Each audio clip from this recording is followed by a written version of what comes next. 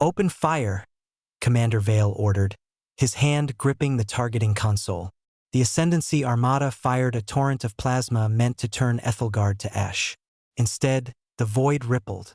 3,000 massive, organic hulls decloaked in perfect unison, swallowing the barrage whole. The tactical display went entirely impossibly black. What happens when an unstoppable empire attacks a world that only pretended to be helpless? Subscribe to find out how the trap snaps shut. The gold trim on Vale's immaculate imperial uniform had caught the bridge lights perfectly then. 14 hours before the siege became a slaughter. Vale stood on the command deck of the Obsidian Wrath, staring down at the Lumina system. The primary target, Aethelgard, hung in the dark like a fragile blue marble.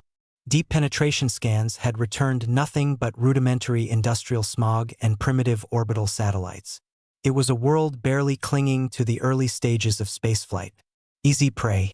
The Ascendancy had broken 1,000 systems just like it. He smoothed the pristine fabric of his uniform, a garment woven with microthreads of armor, a symbol of supreme authority and the rigid hierarchy of the Empire. It demanded fear. He expected Aethelgard to bow the moment his vanguard fleet dropped out of hyperspace.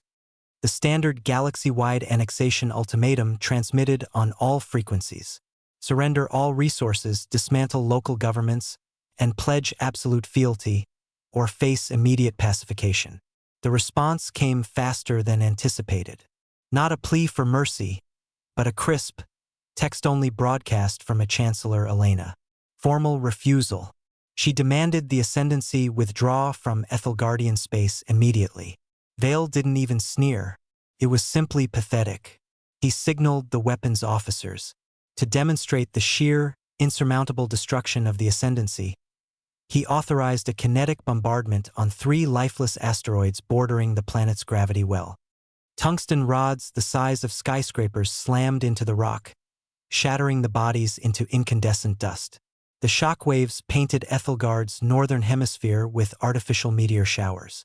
Supreme Autarch Zarkin watched in stunned silence as his ultimate weapon, a moon-sized station designed to annihilate stars, simply vanished into nothingness without a single explosion or warning alarm. Subscribe to see how the rebellion began. Vale waited for the capitulation. Instead, Chancellor Elena's voice echoed across the bridge's comnet. She didn't sound terrified. She sounded disappointed. She issued a final deadline, 30 minutes to evacuate the system. The sheer audacity made Vale's jaw tighten. The stiff collar of his uniform suddenly felt too warm against his neck. They didn't understand the vast, cold mechanics of survival in this galaxy. They couldn't. He opened a slipspace channel and summoned the reinforcement armada. 200 capital ships and 50,000 strike fighters tore into real space, surrounding the small blue planet in a suffocating cage of iron and plasma. The low, predatory throb of their combined drives vibrated through the deck plating, settling deep in the marrow of Vale's bones. He stared at the primitive world, raising his hand to order the final orbital bombardment. The void offered no mercy, and the Ascendancy left no survivors. The firing sequence initiated with a cold, mechanical hum. Vale watched the tactical hololith as 200 capital ships synchronized their main batteries. The sheer gravity of their combined arsenals warped the space around them. This was the Ascendancy's true language, brute force, absolute and final. The targeting reticles on his screen turned a solid, lethal red.